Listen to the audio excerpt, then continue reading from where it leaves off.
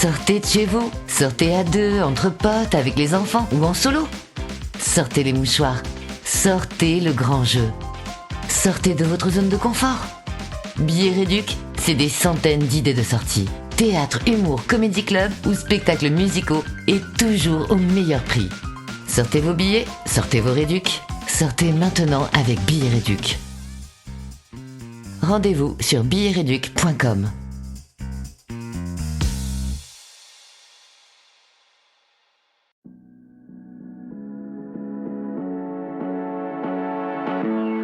Enquête d'énigmes. L'interview impromptue.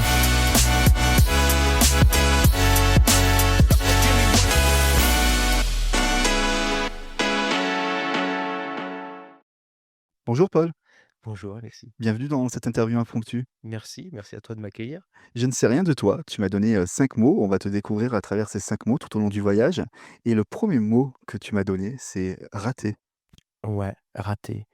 Raté parce que, quand j'étais en école de théâtre, on m'a parlé de Samuel Beckett, qui est un auteur, anglais de théâtre et Samuel Beckett disait, «Rater mais rater mieux» et c'est une phrase qui m'a énormément marqué parce que ouais, tu vois, rater, continuer à se former continuellement et à faire des choses qui vont t'apprendre encore parce que si tu réussis dès le début, c'est chiant, il y a pas d'apprentissage. Donc ouais, rater et continuer à en apprendre sur soi, sur les autres, sur son travail et à évoluer. Le deuxième mot que tu m'as donné, c'est tragédie. Tragédie, ouais. Celui-là, il est vaste, ce mot tragédie, parce que, tragédie, je le case surtout en amour, tu vois? Ou dans les relations humaines. Mais, parce que je pars du principe que, heu, déjà, si on part dans l'amour, c'est une tragédie, tu vois? Comme une tragédie grecque, quelque chose de très très grave, très sombre et en même temps, lumineux et puissant, quelque chose qu'on n'a pas en main, qu'on n'a pas la capacité de contrôler et donc ouais, parce que tu rencontres quelqu'un pour, 1 mois, un jour, ou l'éternité, ça finit forcément en tragédie parce que c'est c'est c'est c'est la gravité de la beauté des choses et dans l'intention humaine que de subir et de vivre cette tragédie. Ton troisième mot, c'est naïveté. La naïveté, parce que aujourd'hui dans la société dans laquelle on est, on nous fait enfin, même, au XXe siècle, au XIXe, on nous fait comprendre que dès que tu passes, l'âge «adulte» entre guillemets, il faut que tu perdes ton âme d'enfant et ta naïveté, ta curiosité, ton côté, très enfantin tout simplement et donc ouais, à mon sens, c'est hyper important de garder, tu vois, cette naïveté-là, de découvrir, d'aller voir quelqu'un que tu connais pas, tu vois? Comme on a fait là, la naïveté de passer un moment, au restaurant ensemble et d'apprendre à se connaître, et je pense que rares sont les gens, qui vont prendre le temps de faire ça, qui vont se dire, «Bon, est-ce que j'ai quelque chose à gagner? Est-ce que ça m'apporte quelque chose ou non?» ou simplement de vivre un moment, naïf.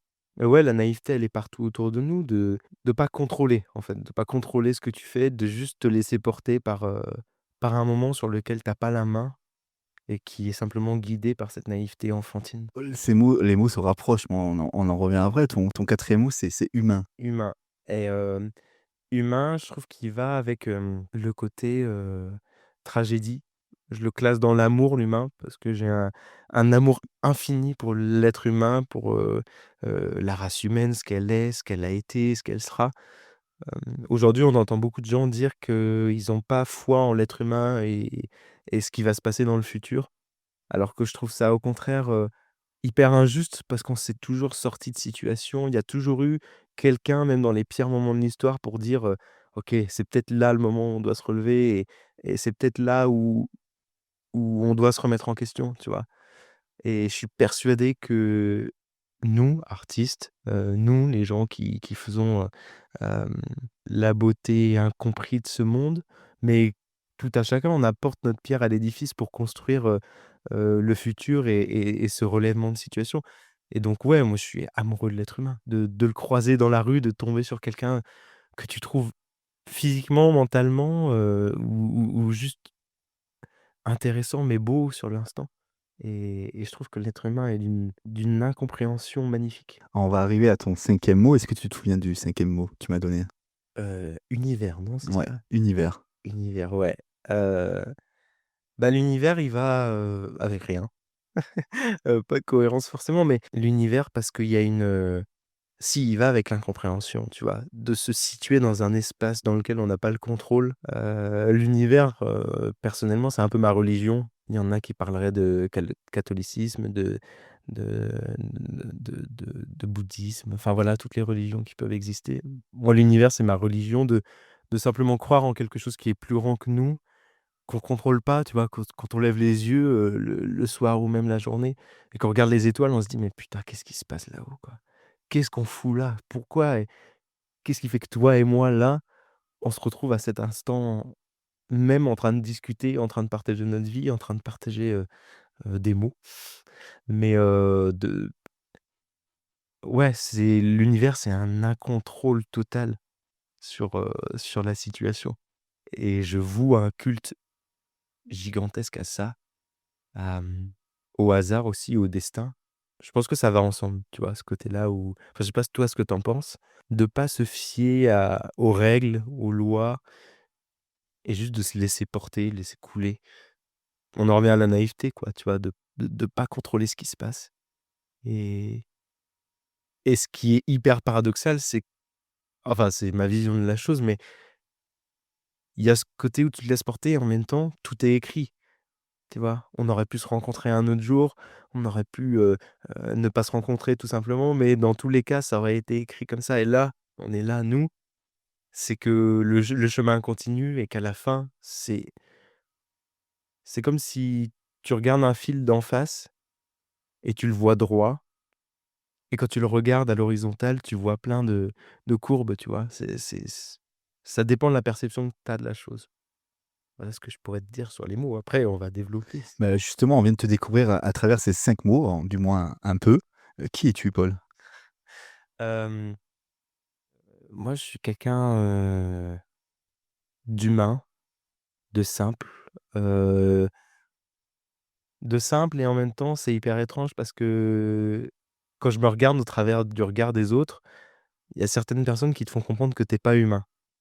Je sais pas si c'est compréhensible ce que je veux dire, mais qui te regardent comme si tu étais un alien, en fait et parce que j'ai des idées peut-être différentes, des opinions différentes, tu vois, dans mes relations, humaines, amoureuses.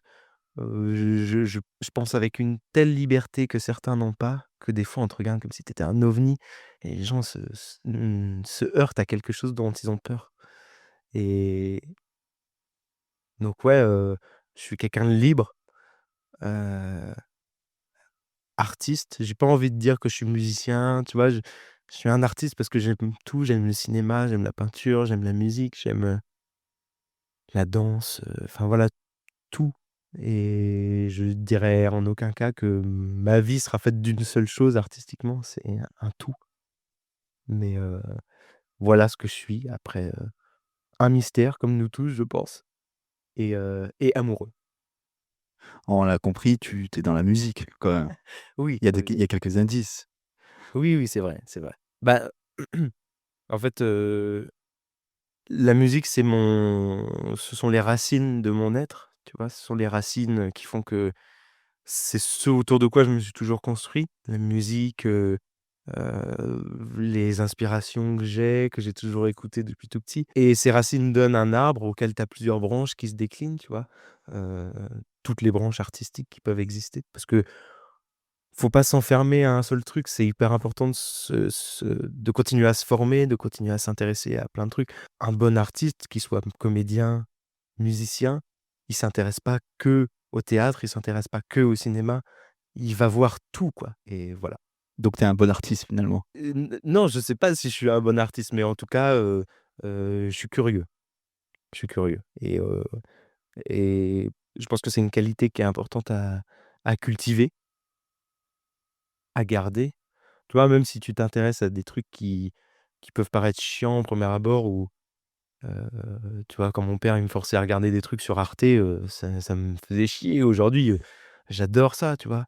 Ou même, la politique, il y a 2-3 ans, ça m'emmerdait, mais c'est hyper intéressant d'analyser le comportement de quelqu'un, pas pour les idées politiques, on s'en fout, mais analyser, en fait. Et un artiste, c'est quelqu'un qui offre et qui crée des histoires, qui crée des mondes et tu peux pas créer des mondes si tu es vide intérieurement, si tu as rien vécu, si tu te nourris pas de choses. Tu vois, je pense à Daniel Day-Lewis, par exemple, qui bah, c'est un de mes acteurs, enfin, qui m'a bouleversé le plus. Heu, le gars, il tourne un film tous les 7 ans et quand il tourne pas, il va faire, cordonnier en Écosse, tu vois? Donc il y a un truc d'hyper, hyper fin, tu vois, entre la bordure, heu, d'être humain et en même temps d'être plus grand que l'être humain t'offre artistiquement, tu vois? Si on devait prendre ces 5 mots là que tu m'as donnés et en faire un résumé, qu'est-ce qu'il en sortirait?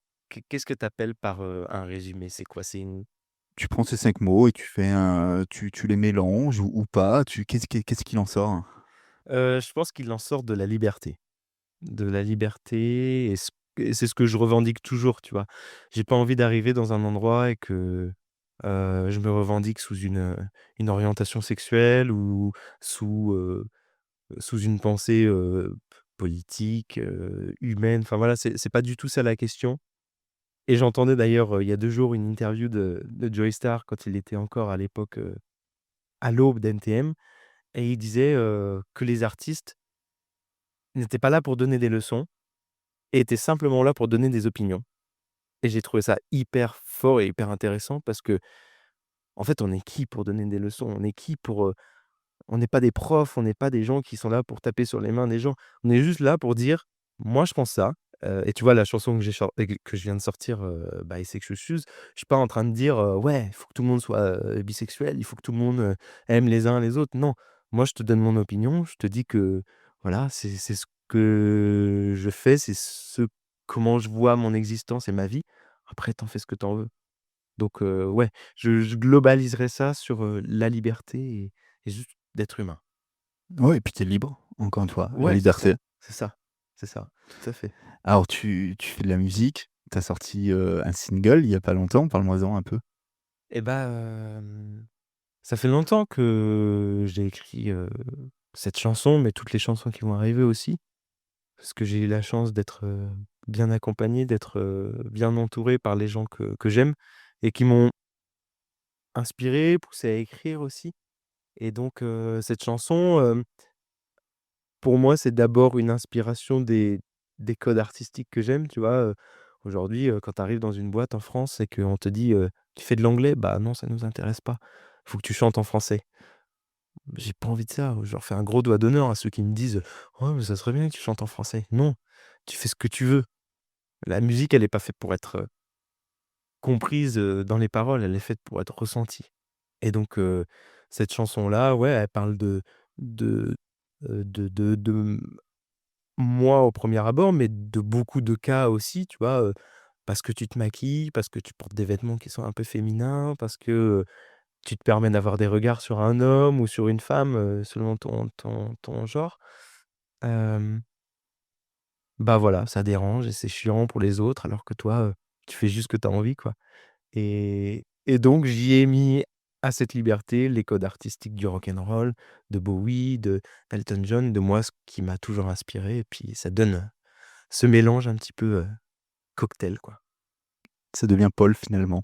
Ouais, c'est ça, c'est ça. Mais j'ai eu très peur que très vite bon après c'est ce qui ressort, mais parce que les gens ont besoin de s'accrocher à quelque chose qu'ils connaissent, mais qu'on me dise: «Ah oui, mais tu fais du Bowie, tu fais du Elton», tu vois? Ou mais en fait, ça va. Les gens disent: «Bon, on sent l'inspiration», tu vois? Mais tout le monde s'inspire, tout le monde, et puis si tu t'inspires pas, c'est pas intéressant. C'est hyper, flatteur de s'inspirer de quelqu'un, d'en copier les codes, d'en faire quelque chose qui, toi, t'es propre et de le façonner à ta manière. Justement, tu parlais d'inspiration, j'allais te demander comment tu as travaillé, comment tu en arrives à là justement, donc tu t'es beaucoup inspiré du coup, mais pas que je suppose? Je dirais que, Comment on écrit un bon titre? waouh! Bah, est-ce que déjà il faut chercher à écrire un bon titre? Tu vois?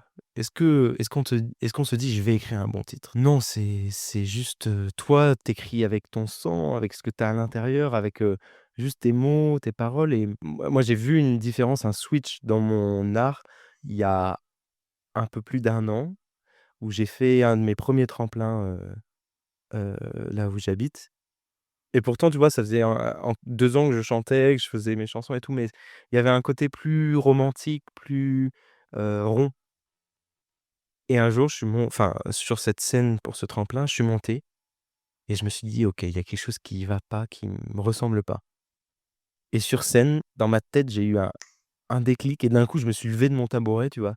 J'ai foutu le pied sur le piano, heu, j'étais debout en train de sauter dans tous les sens et là, j'ai ressenti les frissons et tu vois, je les ressens encore rien qu'en parlant. C'est que là, j'étais moi-même et c'est là où ce moment même où j'estime que, le Paul que je suis aujourd'hui a pris naissance. Tu évolues tout au long de ta vie, c'est pas une continuité.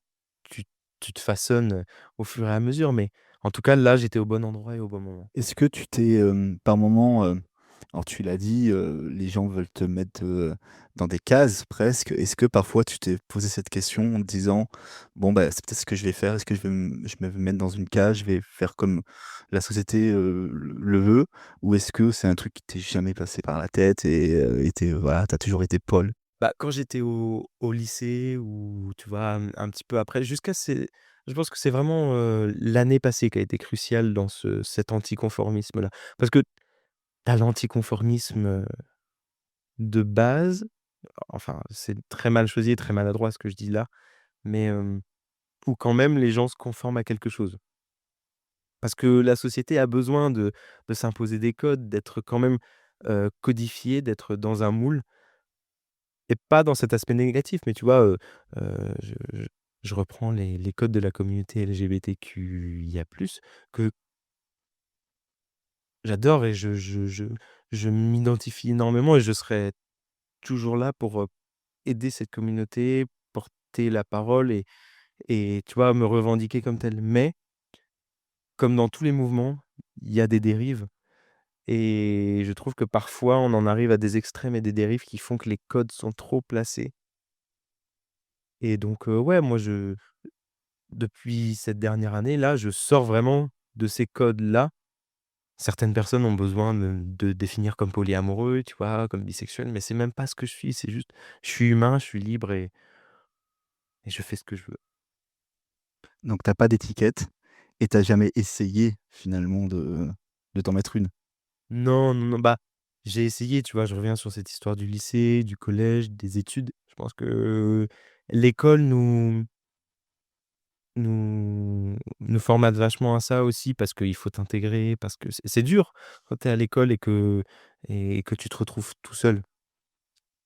Le nombre d'étudiants aujourd'hui qui sont, tu vois, quand on y pense là, peut-être qu'au moment où on est en train de parler, il y a un gamin, une gamine, qui est, en cours et qui est tout seul, heu, parce qu'il se sent différent et parce qu'il est bien aussi différent, mais qu'il est pas, accepté par les autres et et tu as 2 choix. Est-ce que pour éviter cette tristesse ou ce décalage, bah, tu vas te copier aux autres? Ou est-ce que tu vas garder cet anticonformisme et plus tard tu le regretteras pas? Parce que tu sais que putain, plus tard, ça sera une fierté pour toi. Et donc ouais, au collège et au lycée, ça l'a été. Mais après aujourd'hui, c'est complètement anticonformisme, heu, extrémiste presque. On va revenir un peu à la musique parce que c'est quand même, ton cœur de métier aujourd'hui. Hem, même si je connais un peu ton passé parce que je dis: «Je ne sais rien de toi», mais un peu et j'aurais aimé que tu me parles de comment tu es arrivé à la musique parce que tu étais pas du tout là-dedans au départ. Et pourtant tu as toujours été porté par tes idoles, mais tu faisais pas de musique. Ouais, non et la musique, c'est arrivé pendant le covid, où, mes parents avaient un piano chez eux et puis, bah, un jour, je me suis dit que j'avais envie de m'asseoir devant et puis j'ai passé des heures, des heures, des heures à travailler, à faire mon truc dans mon coin, heu et en fin de compte, j'ai ouvert les yeux parce que je me suis dit, tu vois, ouais, depuis tout petit, en fait, j'écoute du Queen, j'écoute, du blues, du jazz, du Elton, du Bowie et c'est comme si, tu sais, toute ta vie, tu avais eu des œillères et d'un coup, tu les enlèves et tu vois, en fait, tout ce qui se passe autour et tu dis: «Ah mais oui, c'est ça, en fait» et je me souviendrai vraiment le jour où je me suis dit: «Je veux faire de la musique». Heu j'étais pas très bien. J'ai eu une période où j'étais pendant 3 4 ans vraiment parce que j'étais dans le mauvais milieu, tu vois? Aussi, où ça commençait à pourrir à l'intérieur et je reçois mon premier vinyle d'Elton John, je le pose sur ma platine, je l'écoute et je me dis: «Mais c'est ça, en fait. C'est ça, en fait, que je veux faire, c'est donner ça aux gens. C'est leur offrir ça et cette émotion, cette chaleur-là, ce côté hyper proche et en même temps inaccessible des choses. Donc ouais, ça sera toujours le jour J, le D-Day. Il y a eu un déclic, quoi. Ouais. Ouais, un énorme déclic et puis, et après j'ai bossé, j'ai pas forcément des bonnes manières, mais je me suis cherché, tu vois? J'ai expérimenté, et je continue à expérimenter, je construis à ma manière mon parcours sans me formater à tu vois? Je suis pas passé par une formation, de solfège ou de trucs comme ça, j'ai pas fait d'école de chant, mais je fais les trucs que moi j'ai envie de faire et comme je les ressens. Tu un autodidacte.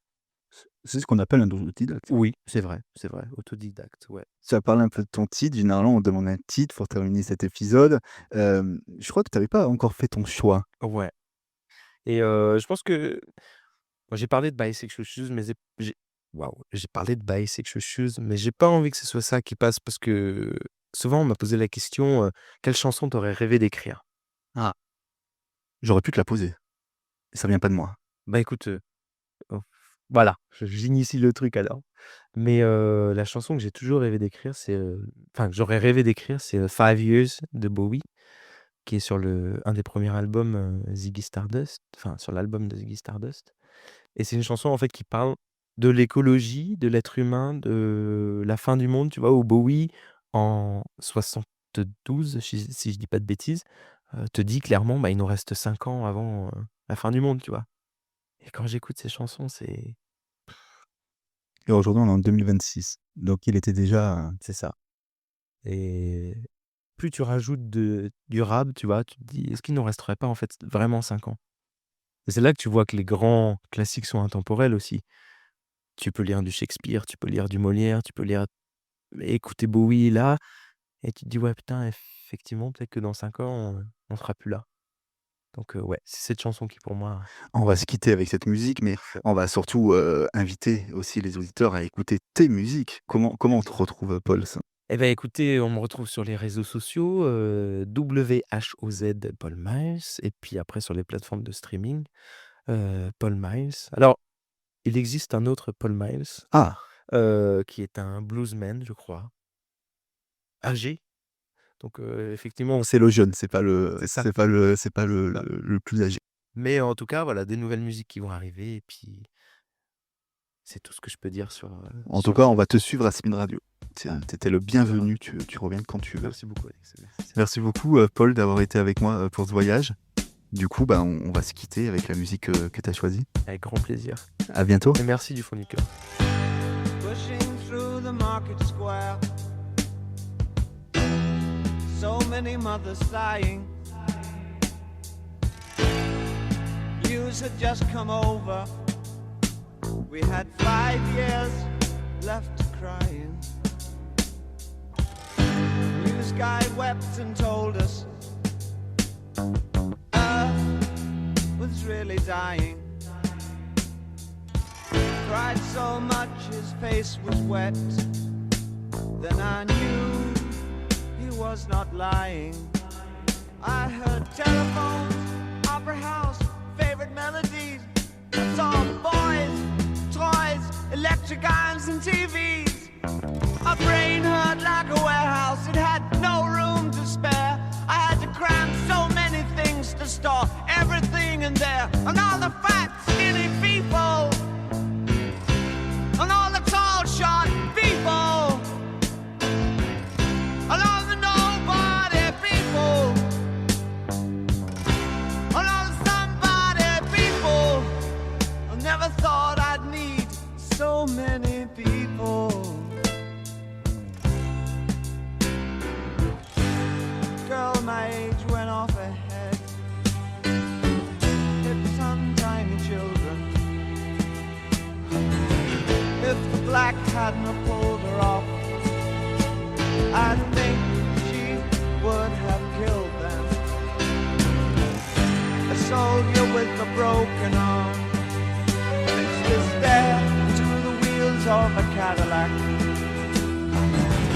teacup knelt and kissed the feet of a priest, and the queer threw up, decided that. I think I saw you in an ice cream parlor, drinking milkshakes cold and long, smiling and waving and looking so fine.